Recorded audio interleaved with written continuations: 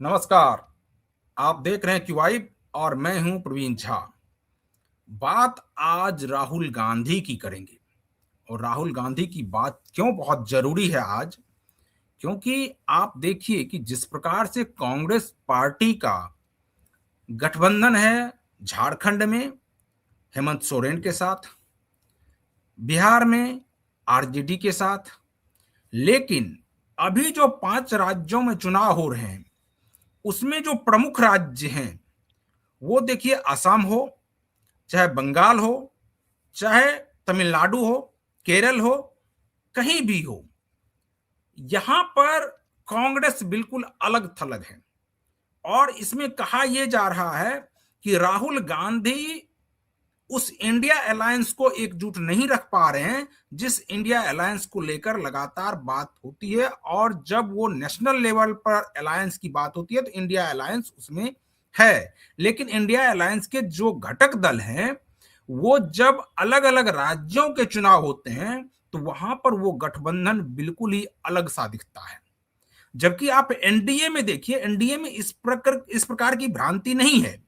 वहां कमोबेश स्थिति बिल्कुल ठीक है कि जहां पर जिसके साथ जो गठबंधन है वहीं एनडीए में है भी। लेकिन राहुल गांधी के साथ आखिर ऐसा क्यों हो जाता है? आप देखिए कि असम में कांग्रेस अकेले, कांग्रेस कुछ और दलों के साथ वहां चुनाव लड़ रही है। वहां पर जो झारखंड में हेमंत सोरेन उनके सहयोगी हैं, वो हेमंत सोरेन वहां पर असम में अलग से चुनाव लड़ रहे हैं। तेजस्वी यादव जो बिहार में सहयोगी है, वो तेजस्वी यादव केरला में जाकर के केरलम में वो अलग प्रचार कर रहे हैं, वो सीपीएम के लिए प्रचार कर रहे हैं। आखिर ये पूरा चल क्या रहा है? क्या कांग्रेस से या राहुल गांधी से ये लोग क्या नाराज हैं क्या? क्योंकि जिस प्रकार से बयान आया खास करके हेमंत सोरेन की पार्टी का, उनके जो प्रवक्ता हैं सुप्रियो भट्टाचार्य जो महासचिव भी हैं, उनका बयान तो एक जबरदस्त था। उस बयान में सुप्रियो भट्टाचार्य ने कहा कि कांग्रेस और सांप में कोई अंतर नहीं है। अब आप समझ सकते हैं कि सहयोगी दल के नेता अगर इस प्रकार से बयानबाजी कर रहे हैं तो इसका मतलब है कि कांग्रेस के जो कर्ता धर्ता हैं, खास करके राहुल गांधी, उनके बारे में क्या परसेप्शन बना हुआ है सहयोगी दलों के नेताओं के बीच में। बार बार ये कहा जा रहा है कि जब तक राहुल गांधी कांग्रेस को लीड करेंगे एक प्रकार से, तब तक इसी प्रकार से जो क्षेत्रीय पार्टी हैं वो इसी तरह से जब राज्य के चुनाव होंगे यानी विधानसभा के चुनाव होंगे तो वहां पर वो छिटकते रहेंगे। अब इसमें यह कहा जा रहा है कि कांग्रेस के थिंक टैंक में आखिर इसको लेकर क्या चल रहा है। क्या लोग ये सोच रहे हैं कांग्रेस के नेता कि कुछ भी हो राहुल गांधी को ही सामने रखना है? और राहुल गांधी को अगर सामने रखना है तो फिर उनके जो थिंक टैंक में लोग हैं वो क्या ये सोच रहे हैं कि राहुल को अलग थलग करके रखना है क्या? क्योंकि अगर अलग थलग करके रखना है तो फिर राहुल पीएम मटेरियल कैसे होंगे? क्योंकि अभी तो अब पीएम का खत्म हो गया, अब 2029 है, तो 2029 में भी अगर वो पीएम मटेरियल बने रहना चाहते हैं तो वो कब बने रहेंगे? जबकि सभी क्षेत्रीय दल यानी इंडिया अलायंस मजबूती के साथ चुनाव लड़े, और ऐसा होता हुआ दिखता नहीं है। तो इसी पर आज हम लोग चर्चा करेंगे और इस चर्चा में हमारे साथ जो वरिष्ठ पत्रकार हैं संजीव प्रियदर्शी जी वो जुड़े हुए हैं। उनसे हम जानने की कोशिश करेंगे कि आखिर ये राहुल गांधी से ये गलती हो जा रही है या उनके थिंक टैंक में, जो कांग्रेस के थिंक टैंक में है, वो ऐसा सोच रहे हैं कि चलो जब प्रधानमंत्री के लिए चुनाव होगा, जब लोकसभा का चुनाव होगा, उस वक्त इंडिया अलायंस के बारे में अलग से देखेंगे। अभी क्षेत्रीय यानी राज्यसभा का चुनाव है, यहां पर अकेले अकेले या जो उनको लगता है कि ये उनके हिसाब से गठबंधन में फिट बैठ रहे हैं उनके साथ हो लिया जाए। क्या लगता है संजीव जी, आपको क्या लगता है कि इस सब में क्या राहुल गांधी अलग थलग पड़ते हुए दिख रहे हैं क्या? हाँ, बिल्कुल ऐसा कह सकते हैं प्रवीण जी कि हम्म। राहुल गांधी को जिस तरह से इग्नोर किया जा रहा है इंडिया हम्म। गठबंधन के सहयोगियों के द्वारा, इसमें हम्म। बहुत कुछ योगदान कांग्रेस का भी है। और उस पे हम्म। खास करके राहुल गांधी के जो नौसिखिए कॉरपोरेट सलाहकार हैं हम्म। उनका भी, जो परंपरागत राजनीति के मूल्यों मापदंडों को नहीं समझते। देखिए, जहां तक तेजस्वी की बात है, तो तेजस्वी ने एक तरह से कांग्रेस को ठेंगा दिखा दिया। पूछिए क्यों? केरल में पहले तेजस्वी पर आते हैं, फिर हेमंत सोरेन पर भी आएंगे। केरल बिल्कुल में तेजस्वी एलडीएफ के लिए प्रचार कर रहे हैं, लेफ्ट डेमोक्रेटिक फ्रंट। बिल्कुल ना केवल प्रचार कर रहे हैं, बल्कि 3 सीटों पर एलडीएफ के साथ मिलकर आरजेडी के सिंबल पे 3 कैंडिडेट चुनाव लड़ रहे हैं। यानी आरजेडी को 3 सीटें केरल में एलडीएफ ने दी है, और उसमें है वडाकारा जिसमें एमके भास्करन चुनाव लड़ रहे हैं, कुथुपरंबा में पीके प्रवीण चुनाव लड़ रहे हैं, और कलपेट्टा में पीके अनिल कुमार चुनाव लड़ रहे हैं। और ये लड़ किसके खिलाफ रहे हैं? राहुल गांधी के उम्मीदवार के खिलाफ लड़ रहे हैं, कांग्रेस के खिलाफ लड़ रहे हैं। और अभी अभी एकमात्र राज्य है केरल जहां कांग्रेस के जीतने की सबसे ज्यादा संभावना, यूडीएफ जो अलायंस है, यूनाइटेड डेमोक्रेटिक फ्रंट। तो मुझे कोई भी बताए कि आखिर तेजस्वी कांग्रेस के खिलाफ क्यों केरल में लड़ रहे हैं, जहां कांग्रेस की जीतने की संभावना इस बार प्रबल मानी जा रही है। यानी वो चाह रहे किसी भी तरफ कांग्रेस हार जाए। इसके बाद देखिए अब इसके पीछे का कारण क्या है, तो थोड़ा हमारे दर्शकों को बिहार के चुनाव में जाना होगा, जो बिहार विधानसभा का चुनाव 2025 में हुआ था। और हमने देखा था कि किस तरह से कृष्णा अल्लावरू, राजेश राम, सबने मिलकर जो ड्रामा रचा था, और उसमें पप्पू यादव जी का भी योगदान था थोड़ा बहुत, कि हर प्रेस कॉन्फ्रेंस में कृष्णा अल्लावरू यही कहते थे कि तेजस्वी यादव महागठबंधन के सीएम पद के उम्मीदवार नहीं।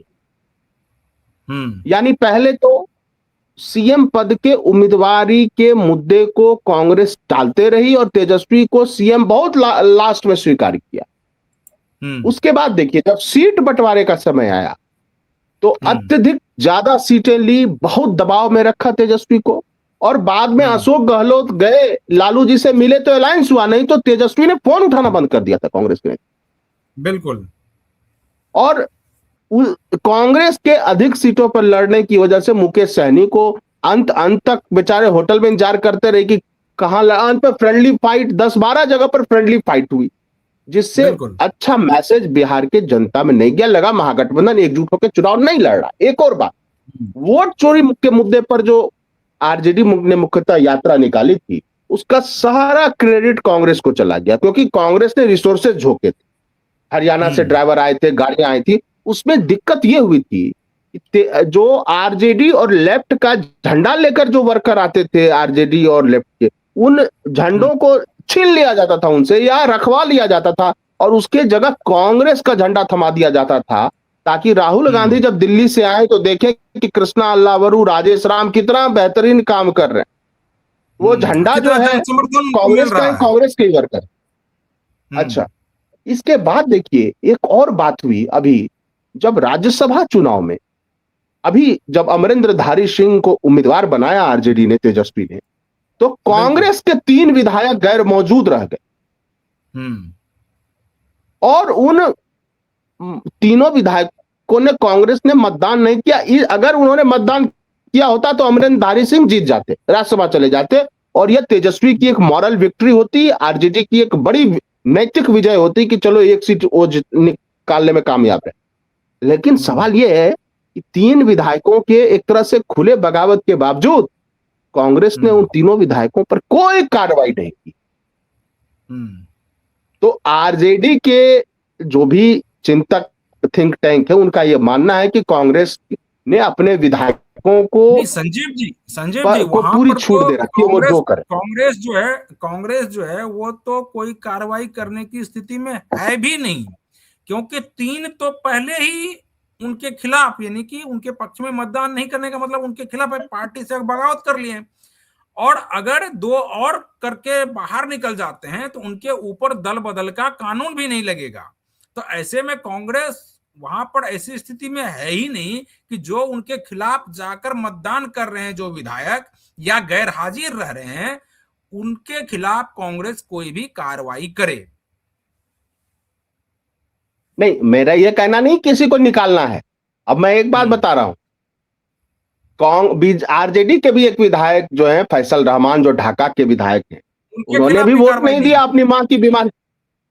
उनके खिलाफ अगर कार्रवाई होगी तो हम्म। तेजस्वी के विस्तार विधायकों की संख्या घट के 24 हो जाएगी और लीडर ऑफ अपोजिशन का पद चला जाएगा, कैबिनेट मंत्री का प्रोफाइल चला जाएगा। वहां तो हम्म। मजबूरी है तेजस्वी की, लेकिन एक होता है कि नोटिस देके थोड़ा डांट फटकार भी तो करो। निकालने हम्म। कौन कह रहा है? क्योंकि राज्यसभा का चुनाव किसी व्हीप पर नहीं होता है, बिल्कुल। किसी भी विधायक को अब पार्टी व्हिप नहीं जारी होता है, लेकिन वो एक बुला के डांटना होता है, कहना होता है। वो भी कांग्रेस के ना प्रदेश नेतृत्व ने किया, ना राष्ट्रीय हम्म। नेतृत्व ने किया। अब आइए, अखिलेश प्रसाद सिंह, इससे पहले राजेश राम जी से पहले अखिलेश प्रसाद सिंह जो थे कांग्रेस के प्रदेश अध्यक्ष, और अब सब जानते हैं कि अखिलेश प्रसाद सिंह लालू जी के बहुत ही करीबी नेता हैं। तेजस्वी बिल्कुल। और उनका भी गठजोड़ बहुत अच्छा है। तो अखिलेश प्रसाद सिंह को प्रदेश अध्यक्ष पद से हटाने का संकेत ये गया कि कहीं ना कहीं राहुल गांधी चाहते हैं कि आरजेडी से स्वतंत्र होकर कांग्रेस अपनी नीतियां तय करे, और इसमें पप्पू यादव जी का बड़ा योगदान। पप्पू यादव क्या कहते हम्म। थे बार बार कि कांग्रेस अपने अलग तरीके से लड़े, कांग्रेस अलग पुरानी पार्टी है। इन और तेजस्वी यादव को बार बार, पप्पू यादव को कांग्रेस ने बार बार मीटिंग में भी बुलाया, आपने दिल्ली में भी और पटना में भी। इससे तेजस्वी बिल्कुल। खासे नाराज हुए और उनको लग गया कि जो भी कांग्रेस, चाहे वो अल्पसंख्यक की बात कर रही है या दलित हम्म। महादलित की बात कर रही है, जब अत्यंत पिछड़ा वर्ग के लिए उन्होंने पूरा एक अपना विजन प्लान जारी किया था, तो उससे भी उनको लगा कि ये तो सारा कांग्रेस के तरफ ना चला जाए ये मामला। तो ये हम्म। है कि साथी कमजोर हो तो दुख और होता है, और साथी अगर हम्म। अपने से मजबूत हो जाए तो दुख और बड़ा हो जाता है, खास करके हम्म। राजनीति में। तो तेजस्वी को ये लग रहा था कि आरजेडी की ही पिच पर आकर राहुल हम्म। गांधी के वैसे चेले चपेटे, जो जो कभी शादी डॉट कॉम में रहे, ये तो कृष्णा संजय जी अल्लावरू, थ्री वो इडियट वाला हो ताबड़तोड़ गया फिर बैटिंग तो। किए जा रहे हैं। बिल्कुल थ्री इडियट इन पॉलिटिक्स। तो ये तेजस्वी को नागवार गुजरा, और इसलिए मुझे लगता है कि उनको लगा कि इसका बदला हम्म। कहां लिया जा सकता है, क्योंकि असम में तो तेजस्वी का कोई वो नहीं है, लेकिन केरल के बिल्कुल। कुछ ऐसे इलाके हैं जहां यादवों की अच्छी खासी आबादी है, यादव वोटर्स हैं, हम्म। और वहां एलडीएफ ने इनको मौका दिया। और इसके पीछे भी राज्यसभा चुनाव का गुनागणित है, क्योंकि जो लेफ्ट के जितने भी विधायक थे, हाँ, सबने उन्होंने आरजेडी समर्थन के किया। समर्थन दिया, चाहे लाख प्रेशर हो। तो तेजस्वी को लग बिल्कुल। गया कि कांग्रेस के साथ चल के अपने पैर पर कुल्हाड़ी मारना है, इससे अच्छा एलडीएफ के साथ चले। और यहां तक कि एआईएमआईएम के पांचों विधायकों ने आरजेडी को सपोर्ट किया। तो अगर हम्म। कांग्रेस मुस्लिमों का वोट ला सकती है, तो कांग्रेस से ज्यादा तो एआईएमआईएम मुस्लिमों का वोट ला देगी आरजेडी के लिए। और बिल्कुल। सवर्णों के वोट पे कांग्रेस की पकड़ है नहीं, क्योंकि राहुल गांधी ने या तो जानबूझकर, वहीं राजेश राम के प्रचार में गए थे अंबा में, तो उन्होंने बोल दिया था हम्म। कि सवर्णों का सही कब्जा है, उल्टा बेचारे को हरवा दिया वहां। उसके हम्म। चलते, उस बयान के चलते भागलपुर में हार गए अजीत सिंह, शकील अहमद खान अजीत हार गए शर्मा। उधर, कोधा कड़वा। अजीत शर्मा तो वहां भागलपुर में हारे, शकील अहमद खान भी तो हम्म। हारे, विधायक बिल्कुल। दल के नेता। और अब अखिलेश प्रसाद सिंह कर रहे हैं, शकील अहमद खान कौन है, कौन है शकील अहमद खान? और जो हम्म। तेजस्वी खेमे के कांग्रेसी हैं वो चुटकी ले रहे हैं, मजे ले रहे हैं। तो आप समझ जाइए कि भले, मैं बोल रहा हूं कांग्रेस भले नैरेटिव बनाती है, लेकिन उसको जमीन पर हम्म। उतारने के लिए जो सामंजस्य की जरूरत है वो राहुल गांधी में उसका अभाव है। हम लोग राहुल गांधी की सकारात्मक नहीं आलोचना कर रहे हैं, उनमें नहीं, कुछ ये खूबियां भी राहुल हैं, नो नहीं, डाउट। संजीव जी इसमें आपको क्या लग रहा है कि ये राहुल गांधी की भूमिका इसमें है, या राहुल गांधी के आसपास जो उनके कोर मेंबर है, कोर कमेटी में जो उनके मेंबर हैं, वो इस प्रकार से फीड राहुल गांधी को कर रहे हैं कि जो कर रहे हैं वो आप ही कर रहे हैं, बाकी तो किसी नेता में कोई दम है ही नहीं। चाहे वो तेजस्वी यादव हो, चाहे वो हेमंत सोरेन हो, या अन्य राज्यों में भी जो अलग अलग क्षेत्रीय दल हैं उनके नेता हो। तो ये क्या गलत फीड कर दिया जा रहा है राहुल गांधी में, और राहुल गांधी को ऐसा लग रहा है क्या कि वो इंडिया गठबंधन के सबसे बड़े लीडर हैं, और इसलिए जो है वो जो जैसा कहेंगे वैसा ही होगा। लेकिन ये क्षेत्रीय दल के नेता इसको मानने को तैयार बिल्कुल भी नहीं है, और उसी का नतीजा है कि हेमंत सोरेन असम में जाकर चुनाव लड़ रहे हैं, और जो तेजस्वी यादव है वो केरल में जाके चुनाव लड़ रहे हैं। देखिए, आपका सवाल जो है सुन के मुझे बहुत हंसी आई। एक बार परीक्षा में फेल हुए हो तो माना जा सकता है कि छात्र समझ नहीं पाया सवाल को, दूसरे बार फेल हुए, तो मान लीजिए लगा कि बार कुछ बार फेल हो रहे लिखने में हैं। भूल हो गई, कुछ गलत।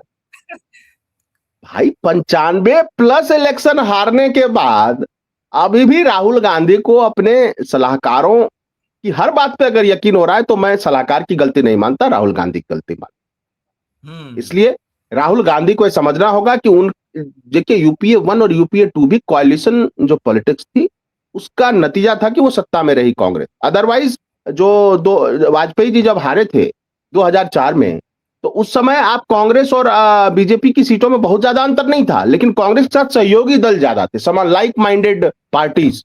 और अभी जितनी भी लाइक माइंडेड पार्टीज है, समान विचारधारा वाली पार्टी है, वो सब राहुल के एग्रेसिव डिमांड से दूर हो रहे हैं। अब जैसे तेजस्वी का जो अनुभव है वो अखिलेश यादव से भी साझा कर रहे हैं, क्योंकि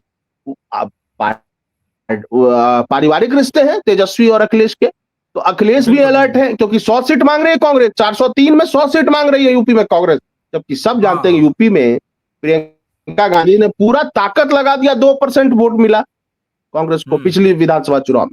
अब आइए, अब दूसरा पक्ष है इनके हेमंत सोरेन। हेमंत सोरेन क्यों नाराज?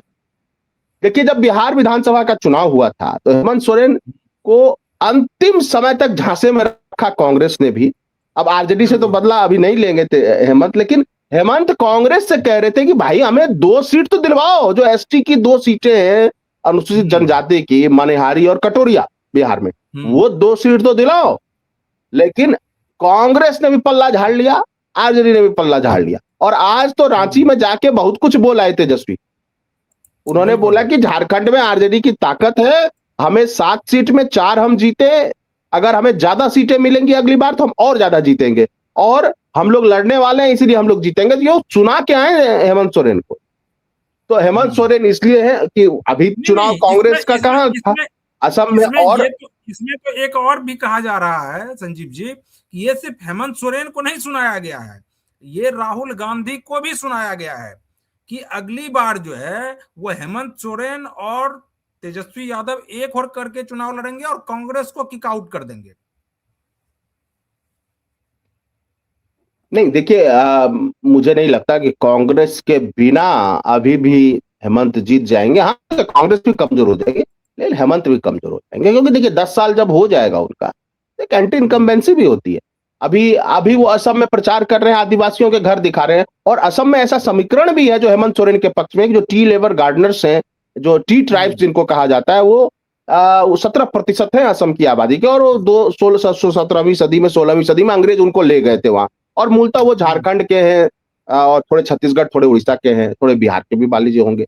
तो वो निश्चित रूप से सोरेन से अपनी नजदीकी महसूस कर रहे हैं, और उनकी जनसभाओं में, चाहे रोंगो नदी में हो, चाहे कोकराझार में, जहां भी वो सभा कर रहे हैं असम में, बहुत बड़ी संख्या में आदिवासी समाज आ रहा है हेमंत सोरेन को सुनने। अब वो वोट में कितना ट्रांसफर होगा, लेकिन कांग्रेस के लिए झटका ये है कि वो, अगर कोई सत्ता से नाराज है टी ट्राइब, अगर वो कांग्रेस को वोट देता तो 2% ऐड होता कांग्रेस में, लेकिन वो 2% अगर हेमंत सोरेन काट रहे हैं वोट, तो वो बीजेपी को इनडायरेक्टली फायदा होगा। तो इसका मतलब जो है, राहुल गांधी। अच्छा, अब बंगाल आ जाइए। बंगाल में कांग्रेस ने अपने कैंडिडेट दिए, और तेजस्वी ने खुलकर समर्थन कर दिया है ममता दीदी का। यानी बीच में अभी कल बंगाल में भी थे तेजस्वी, और उन इलाकों में प्रचार कर रहे थे जहां बिहार से लोग माइग्रेट करके वहां गए हैं, जो बिहार के लोग रह रहे हैं, कि आप जो है ममता दीदी को सपोर्ट करिए, और हेमंत भी घुमा फिरा के ममता दीदी को सपोर्ट कर। तो अब ये बताइए कि कांग्रेस अपने बलबूते 294 सीटों पर लड़ रही, उनको ये लग रहा है कि हम हारे तो हारे, 68 दलित और 64 मुस्लिम उम्मीदवार उतारे हैं कांग्रेस ने, 42 महिला उम्मीदवार उतारे हैं कांग्रेस ने इस बार। अब सोचिए कि 2-2 हजार 3-3 हजार भी वोट अगर कांग्रेस काटेगी, तो वो किसका काटेगी? ममता बनर्जी का। तो क्या ममता बनर्जी ये भूल जाएंगी? यानी गठबंधन के, इंडिया गठबंधन के 3 बड़े सहयोगी दल, ममता बनर्जी, हेमंत सोरेन और तेजस्वी, एक तरह से, और लेफ्ट भी, केरल में लेफ्ट भी प्रवीण जी, क्योंकि सीपीएम वहां बड़ी पार्टी है और सीपीआई भी है, तो एक तरह से लेफ्ट को भी लग रहा है कि राहुल गांधी को जहां मौका मिलता है तो लेफ्ट के खिलाफ भी अभियान चलाते हैं। और वो कह रहे हैं राहुल गांधी की लेफ्ट ने केरल को गर्त में ढकेल दिया। संजीव जी, आपने चूंकि बंगाल का जिक्र कर दिया, तो बंगाल के बारे में यह कहा जा रहा है, और खास करके ममता बनर्जी के बारे में यह कहा जा रहा है कि अगर इस बार ममता बनर्जी क्लियर मेजोरिटी के साथ जीत कर आती हैं, और जिसकी संभावना ज्यादा है, अगर आती है ममता बनर्जी, तो ममता बनर्जी अब उसके बाद वो केंद्र की राजनीति में, खास करके इंडिया अलायंस में मुख्य भूमिका में आएंगी, और उनको लगभग लगभग सभी क्षेत्रीय दलों का समर्थन होगा। ऐसे में फिर कांग्रेस पार्टी अकेले पड़ जाएगी। क्या आपको लगता है कि ममता बनर्जी, इस ओर भी ममता बनर्जी का ध्यान जा सकता है? नहीं, देखिए, जितने भी क्षेत्रीय दल हैं प्रवीण जी, वो सब जो उनके पास जो वोट बैंक है वो मूलतः कांग्रेस का ही वोट बैंक। इसलिए कांग्रेस को, ठीक है, कांग्रेस साथ अलायंस करना चाहते हैं, लेकिन कांग्रेस को बहुत मजबूत होते कोई भी क्षेत्रीय दल नहीं देखना चाहता। अब मुलायम सिंह की राजनीति किसके खिलाफ बढ़ी? कांग्रेस के खिलाफ, गांधी परिवार के खिलाफ। लालू यादव ने किसके खिलाफ आंदोलन किया? कांग्रेस के खिलाफ, गांधी परिवार के खिलाफ। ममता बनर्जी किससे अलग हुई थी? सोनिया जी से अलग हुई थी। शरद पवार किससे अलग हुए थे? सोनिया वाली कांग्रेस से अलग हुए थे। तो ये तो क्षेत्रीय दल है। और डीएमके जो द्रविड़ आंदोलन है वो तो कांग्रेस के खिलाफ ही है। वो दिल्ली में कोई बैठे उसके खिलाफ है, लेकिन कांग्रेस के खिलाफ तो है ही। तो अब बताइए कि राहुल गांधी जितना भी हाथ पैर मार रहे हैं, लेकिन लगता है वो कम से कम जो जब से जेपी का आंदोलन शुरू हुआ उसके बाद से जो राजनीति में परिवर्तन हुआ, उसी परिवर्तन से कांग्रेस कमजोर हुई, और उसको बिना समझे उस परिवर्तन के जितने भी एलिमेंट्स हैं, राहुल गांधी ये कॉरपोरेट लोगों को ला कर पॉलिटिक्स करते हैं। उनको अच्छा खासा मोटा सैलरी मिल जाता है, बस उनका काम चल जाता है कॉरपोरेट सलाहकारों का। और जो राजनीति में बेचारे धुरंधर हैं, कांग्रेस में एक से एक धुरंधर थे, गुलाम नबी आजाद हो या और भी बहुत सारे नाम, इवन कपिल सिब्बल को भी ले लीजिए। संजीव जी, इसका मतलब आप इनडायरेक्ट रूप में ये तो नहीं कह रहे हैं कि कांग्रेस का भविष्य जो है वो राहुल गांधी के हाथ में सुरक्षित नहीं है? नहीं, देखिए, मैं ये कह रहा हूं कि ये मैं डायरेक्ट नहीं कह रहा हूं, मैं ये कह रहा हूं कि ग्राफ तो अब मोदी जी का भी गिर रहा है। जितनी भी समस्याएं अभी हैं देश में, जो ग्रामीण क्षेत्र में आय का सिकुड़ना है, या युवाओं की बेरोजगारी का मुद्दा है, या किसानों को जो दोगुनी कीमत नहीं मिली, 2 करोड़ रोजगार नहीं मिला, तो नाराजगी मोदी के भी खिलाफ। अभी गैस का संकट देखिए, क्या नाराजगी नहीं? हर जगह प्रदर्शन हो रहा है।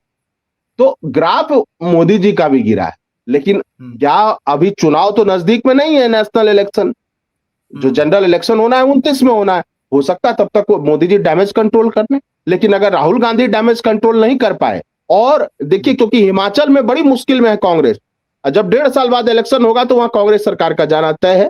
और अगर असम में रिटेन नहीं कर पाई कांग्रेस, मतलब असम में वापस नहीं आई सत्ता में, तब उनके पास कितने राज्य बचेंगे?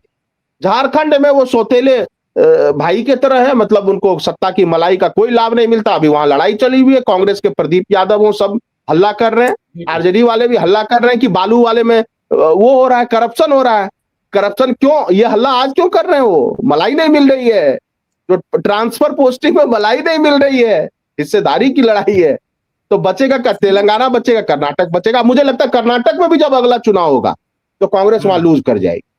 और उसके बाद इतने कम जो राज्य बचेंगे प्रवीण जी 29 तक, तो देखना पड़ेगा। लेकिन बीजेपी के सामने संकट है यूजीसी का, क्योंकि मध्य प्रदेश में 26% सवर्ण है जो बिल्कुल आमादा है कि इस बार सबक सिखाना है बीजेपी को। और यूपी में भी बीजेपी कई धड़ों में बटी हुई है, सवर्णों की सबसे ज्यादा नाराजगी यूपी में दिखती है। और भजन लाल शर्मा को राजस्थान में जो थोप दिया है, उससे जाट जो परंपरागत वोटर थे बीजेपी के, वो बड़े नाराज, बड़े निराश है। और लोकसभा चुनाव में उसका नतीजा दिख गया। तो बीजेपी को भी बहुत सारे कोर्स करेक्शन की जरूरत है। एक आखिरी सवाल आपसे लेंगे, और वो सवाल ये है कि आज ही मैं देख रहा था असम में ही, मतलब बंगाल और असम, आप ये सोचिए कि मतलब मैं सोशल ऑडिट के रूप में फेसबुक को वॉच कर रहा था, और वो देखिए कि एक तरफ प्रधानमंत्री नरेंद्र मोदी वहां से कूच बिहार से लाइव थे, और उधर असम में कहीं से राहुल गांधी लाइव थे। तो आप ये देखिए कि दोनों का, जिस तरह से पहले अगर प्रधानमंत्री भाषण देते थे तो हजारों की संख्या में लोग उनको सुनते थे, कम से कम फेसबुक पर। आज वो संख्या मैं देखकर हतप्रभ रह गया कि वो संख्या 250 के आसपास भी नहीं था। और वही स्थिति कमोबेश कांग्रेस की भी थी। 184 190 लोग के आसपास कांग्रेस के नेशनल पेज पर लोग बैठे हुए थे। और भारतीय जनता पार्टी या मोदी जी खुद, जिनका मोदी जी का नरेंद्र मोदी नाम से जो पेज है, उस पर भी लगभग उसी आसपास लोग बैठे हुए थे। तो क्या आपको लगता है कि नरेंद्र मोदी, आपने हालांकि कहा भी, क्या आपको लगता है कि सोशल मीडिया पर भी जिस प्रकार से फैन फॉलोइंग नरेंद्र मोदी की थी वो कम हो गया है और राहुल गांधी भी उस हिसाब से गेन नहीं कर पा रहे हैं? नहीं, देखिए, राहुल गांधी तो जहां तक भी गेन कर रहे हैं उनकी उपलब्धि है, क्योंकि राहुल गांधी तो लंबे समय से लूजर ही रहे। लेकिन मोदी जी की लोकप्रियता में गिरावट आने का कारण देखिए कि अभी आईटी सेल वाले तो यूजीसी मामले से जूझ रहे हैं। जो परंपरागत रूप से बीजेपी के चिंतक माने जाते थे, वो यूट्यूब पर उन्होंने जंग छेड़ रखी सोशल मीडिया पर बीजेपी और आरएसएस के खिलाफ, और उससे आईटी सेल बिल्कुल बैकफुट पर। आईटी सेल के कर्ता धर्ता को, खास करके बीजेपी का आईटी सेल कर्ता धर्ता को जवाब नहीं सूझ रहा। और अगर बंगाल हारेंगे तो वो जो परंपरागत रूप से पहले बीजेपी आरएसएस को सोशल मीडिया पे सपोर्ट करते थे, वो और चुटकी लेंगे। और अभी चाहे वो मधु किश्वर वाला प्रकरण हुआ या जो भी आरोप है उनके, सरकार है जांच करवाए उन आरोपों की। उनको अगर गलत बोल रहे तो उनको सजा होनी चाहिए। लेकिन कोई कॉमन सवर्ण उठ के बीजेपी के बचाव में खड़ा नहीं हो रहा है सोशल। और जब से यूजीसी कानून रेगुलेशन आया उसके बाद से परिवर्तन हुआ। और बीजेपी आईटी सेल में मुझे लगता है वो दम नहीं है कि अकेले वो पंप अप कर सके चीजों। तो इसी वजह से देखिए कि अब 5-6 हजार लोग तो होंगे बीजेपी आईटी सेल में, क्या वो भी नहीं देखते मोदी जी को, जो 200 लोग ही जुटे हुए थे? सवाल तो ये बिल्कुल। चलिए, तो संजीव जी, तो आज हम लोग इस डिबेट को यहीं पर खत्म करते हैं। तो जो दर्शक हमारे साथ यूट्यूब पर इस वीडियो को देख रहे हैं, आप फटाफट कमेंट करते रहिए और वहां से वीडियो को आप शेयर कर सकते हैं। अगर आप फेसबुक पेज के जरिए इस वीडियो को देख रहे हैं तो पेज को फॉलो कर लीजिए और वीडियो को अपने वॉल पर शेयर कर दीजिए। वहां भी आप कमेंट कर सकते हैं कि ये डिबेट आपको कैसा लगा। एक्स हैंडल पर भी आप हमारे साथ जुड़ सकते हैं। बाकी तमाम खबरों के लिए आप बने रहिए क्यूवाइब के साथ। मुझे दीजिए अनुमति। नमस्कार।